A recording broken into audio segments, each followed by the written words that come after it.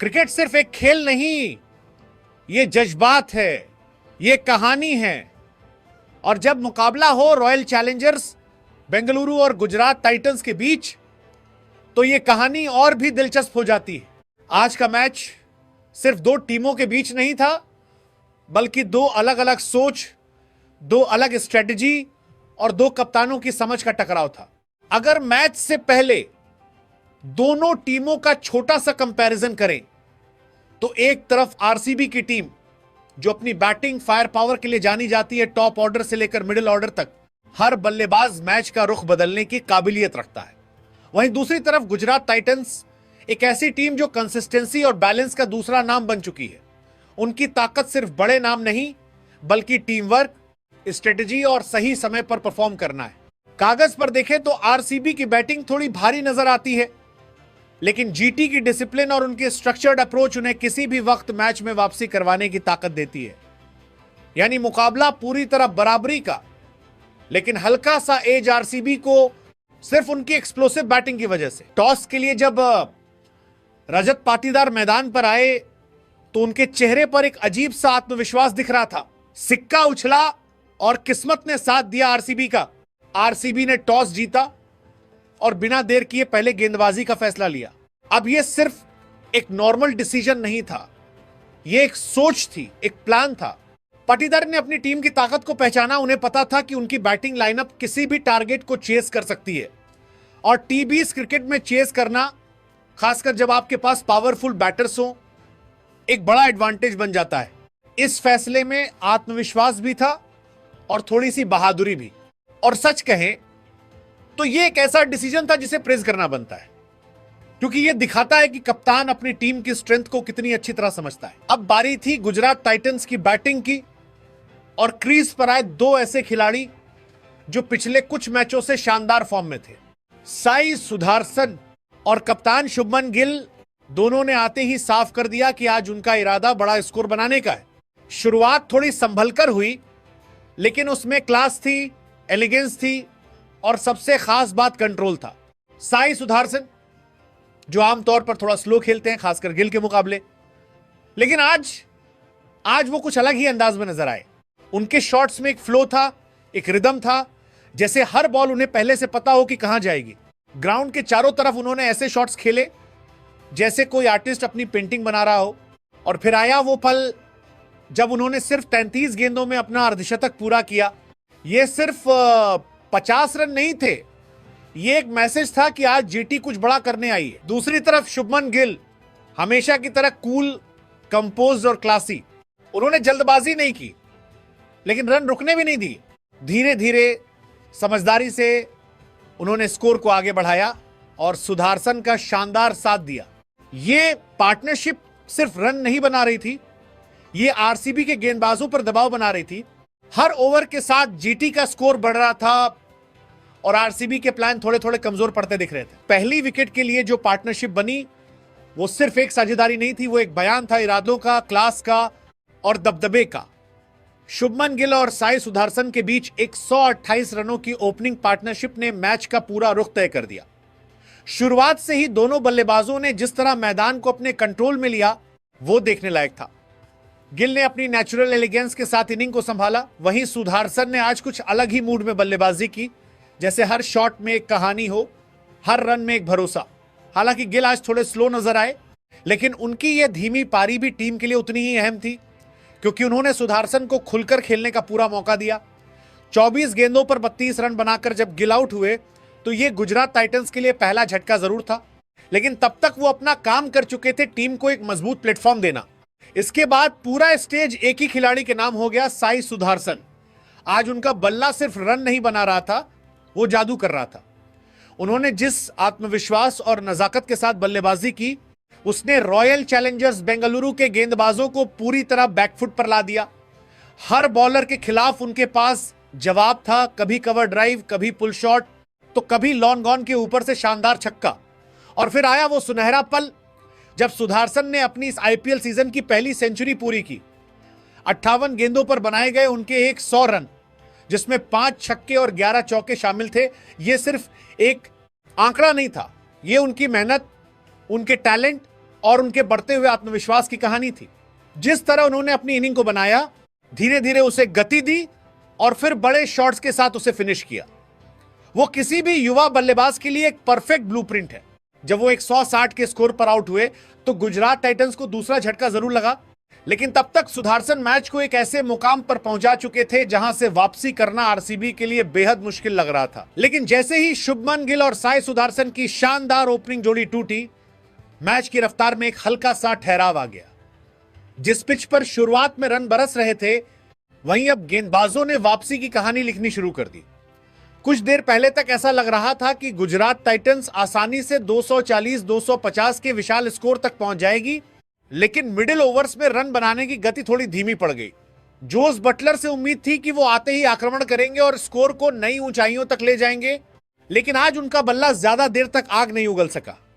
16 गेंदों पर 25 रन बनाकर वो पवेलियन लौट गए।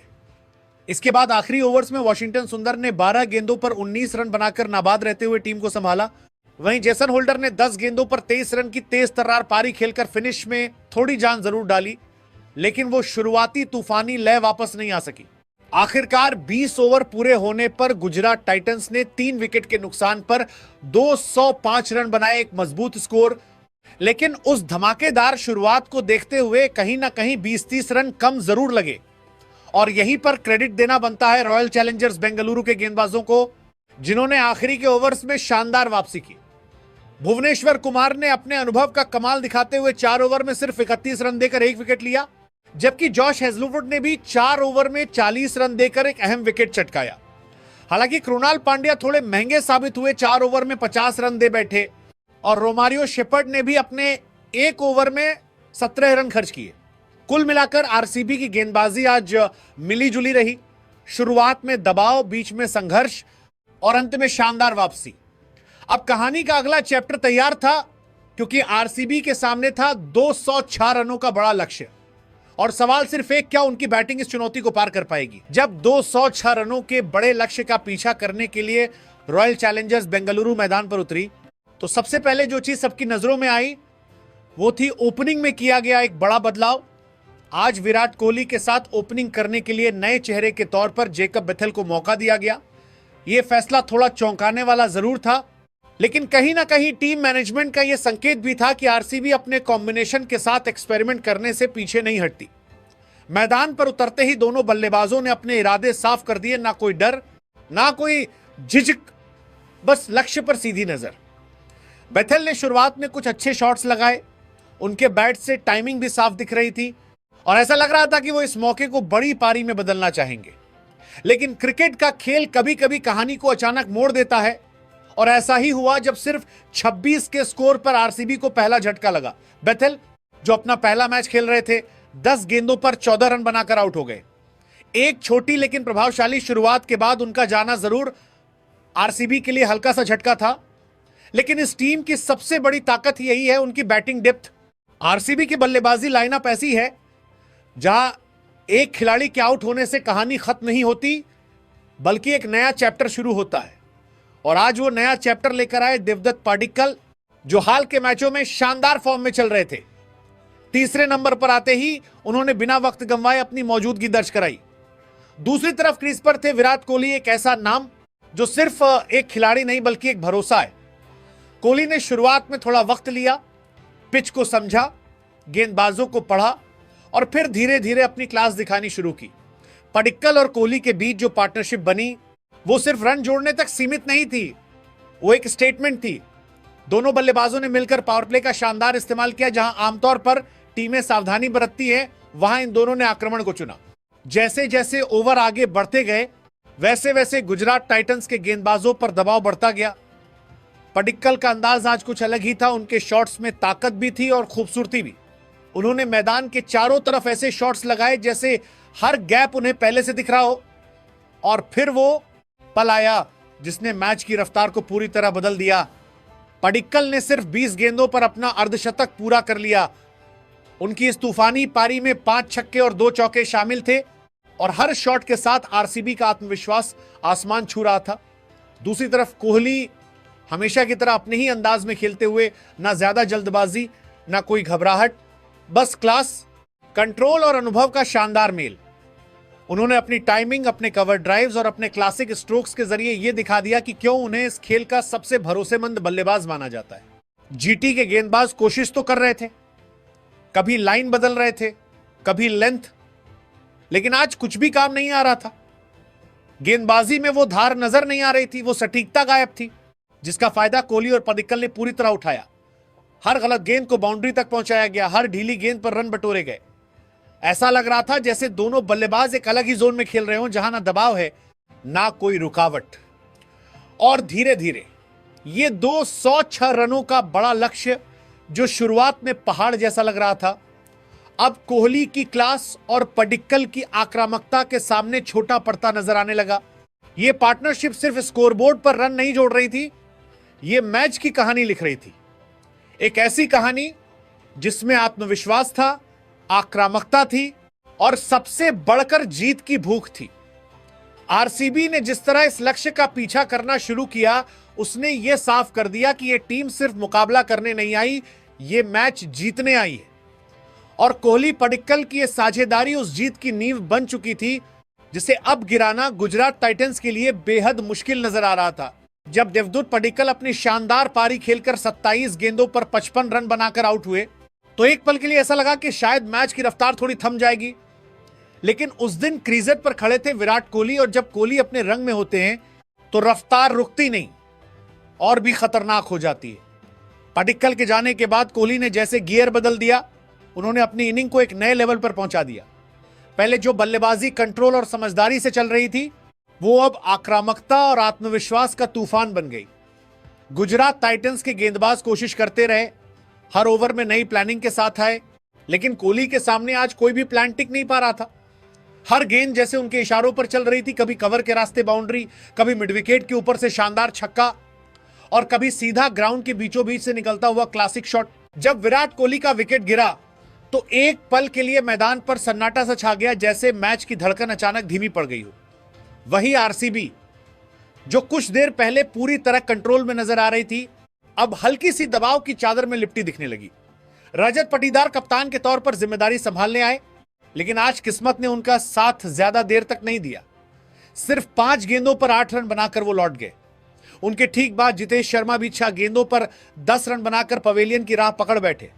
अचानक से विकेटों का यह छोटा सा सिलसिला आरसीबी के लिए चिंता की लकीरें खींच गया, और एक पल के लिए ऐसा लगा जैसे जीत, जो अभी तक बहुत करीब थी, अब थोड़ी दूर खिसक गई है। लेकिन क्रिकेट की खूबसूरती ही यही है, यहां हर कहानी में एक नया मोड़ छुपा होता है। और आज वो मोड़ लेकर आए टिम डेविड और कृणाल पांड्या। दोनों ने ना सिर्फ क्रीज पर खुद को संभाला, बल्कि हालात को भी अपने काबू में किया। कोई जल्दबाजी नहीं, कोई घबराहट नहीं, बस समझदारी, धैर्य और सही समय पर सही शॉट। टिम डेविड की पावर और कृणाल पांड्या की समझदारी ने मिलकर एक ऐसी साझेदारी गढ़ी, जिसने आरसीबी को फिर से संतुलन में ला दिया। हर रन के साथ उनका आत्मविश्वास बढ़ता गया, और गुजरात टाइटंस के हाथों से मैच धीरे धीरे फिसलता चला गया। गुजरात टाइटंस के पास आज एक सुनहरा मौका था जीत के साथ पॉइंट्स टेबल में ऊपर जाने का, लेकिन कुछ मौके ऐसे होते हैं जो हाथ में आकर भी फिसल जाते हैं, और आज वही हुआ। आरसीबी ने एक बार फिर यह साबित कर दिया कि उनकी टीम में सिर्फ स्टार खिलाड़ी ही नहीं, बल्कि मुश्किल वक्त में खड़े रहने वाले मैच विनर्स भी मौजूद हैं।